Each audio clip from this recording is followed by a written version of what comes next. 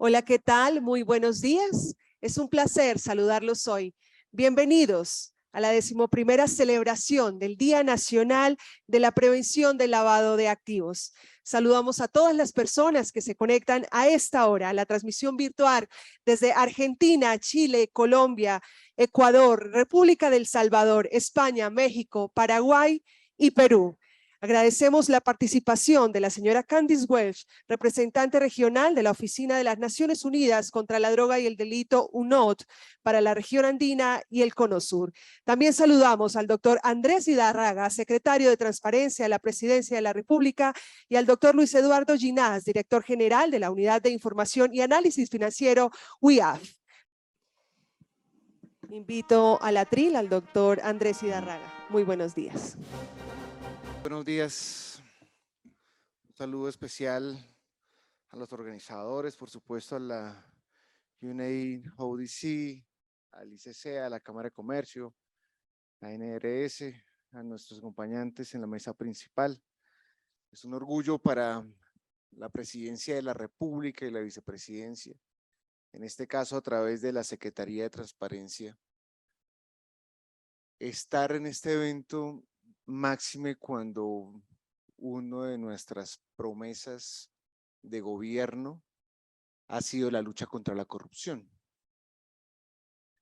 Para nosotros, la importancia de luchar contra la corrupción y en consecuencia contra el lavado de activos está íntimamente ligado a un ejercicio primero de gobierno abierto, pero también en clave de la garantía de los derechos de absolutamente todas las personas que habitan en Colombia. Separar, desligar el lavado de activos, la corrupción y la garantía de derechos en nuestro criterio es un error. Si históricamente algunas entidades del Estado han insistido en que el lavado de activos no tiene una íntima relación con la corrupción, ahí ha habido el primer fallo. En segundo lugar, considerar que la corrupción en consecuencia no es uno de los principales impedimentos para la garantía de derechos es el segundo error.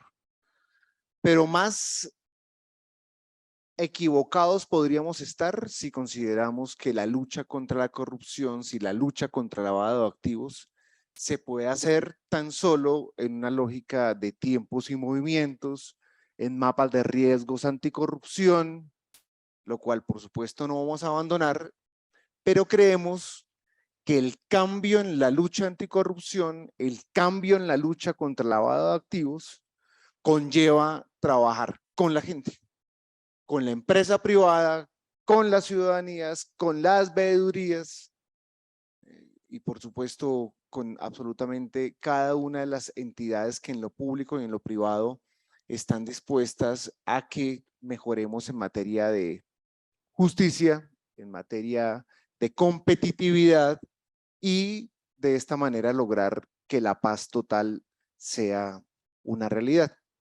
No podremos sacar adelante un gobierno de igualdad, de justicia económica, tributaria, tarifaria, ambiental o económica que nos lleve a la paz total sin procesos transparentes en la administración de lo público.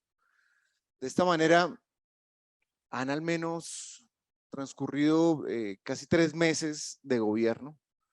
En la Secretaría de Transparencia, que está a mi cargo hace un poco menos de 2 meses, hemos venido analizando la situación y creemos que además de movilizar a la ciudadanía en clave preventiva, si no restablecemos la confianza de la ciudadanía, de la empresa privada en el Estado, creemos que vamos a fallar.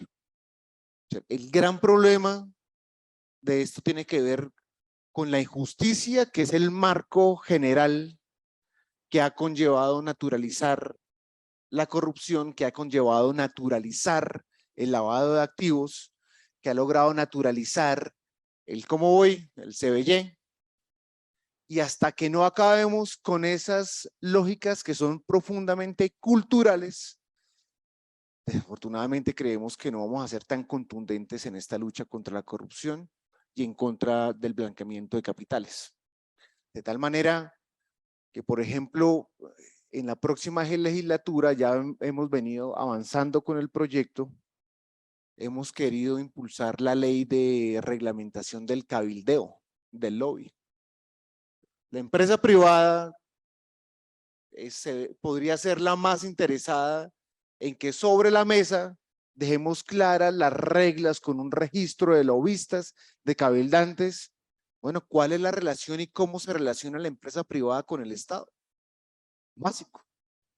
¿Cómo nos quitamos ese velo que está entre trabajar en la sombra y ser un poco, caer en esa línea delgada que podría ya terminar en actos de corrupción? Ah, bueno, reglamentemos el cabildeo.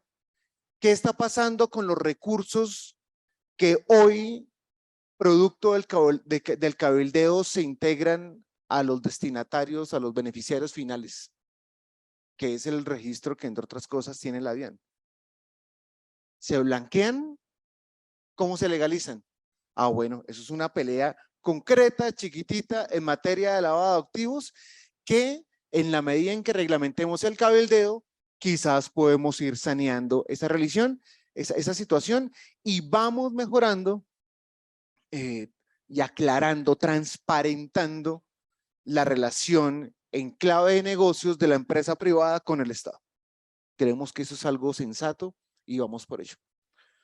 En segundo lugar, es muy fácil desde acá seguramente hablar de vamos a luchar contra el lavado de activos cuando en las regiones la situación no es fácil. Quien habla, quien discute, quien se opone, desde el periodista pequeño en la región hasta el veedor o líder comunitario, y las propias víctimas de lavado de activos, que en ocasiones resulta ser la empresa privada, pues por el miedo no terminan haciendo ninguna acción contundente frente a ello. De tal manera que, a propósito de restablecer la confianza, combatir el miedo es el segundo elemento para nosotros determinante.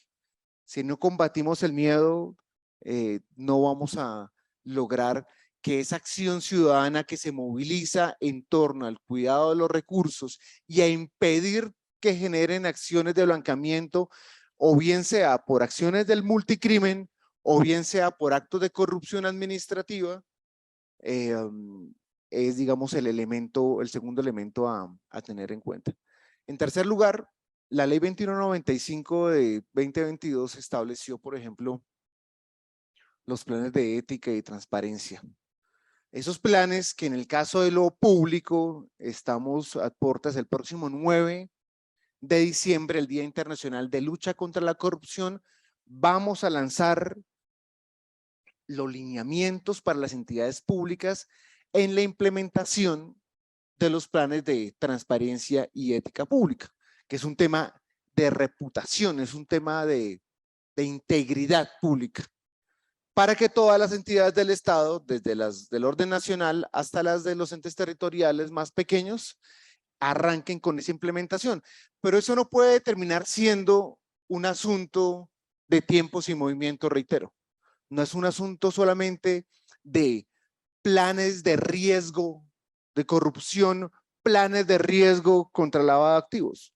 Nosotros creemos que sin abandonar eso, tenemos que enfilar un poco más, por ejemplo, a los oficiales de cumplimiento de las entidades públicas. Tenemos hasta ahora 271. Tienen que ser más, y ellos y ellas tienen que certificarse. Estamos hablando con la Universidad de Externado, a ver cómo nos da una mano, porque la certificación en el cumplimiento en clave de mitigación de los riesgos de corrupción y de lavado de activos es parte, digamos, de las metas. Pero a eso, digamos, tenemos que ir atajando con algo adicional, y es, por ejemplo, el rol de los jefes de control interno, que tienen mucho que ver con el tema anticorrupción en las entidades, pero que desafortunadamente en nuestro criterio, en muchos casos, se volvieron subordinados del jefe a que fueron a controlar.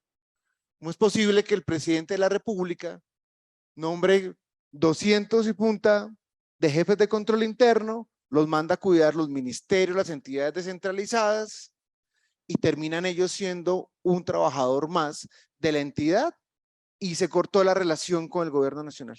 Es decir, ¿qué controlan en una relación de subordinación? No la hay. Es imposible que se genere eso y se naturalizó entonces que el rol de los jefes de control interno como que están ahí. Necesitamos que esas personas tengan las muelas, se activen en clave de ver cuáles son los hallazgos, cuáles son los traslados que han hecho a Fiscalía, Contraloría, Procuraduría, en el marco de una red que vamos a revivir, que está establecida en el decreto 338 de 2019, que es la red anticorrupción. La red anticorrupción está compuesta por todos los jefes de control interno de las entidades del orden nacional, departamental y municipal.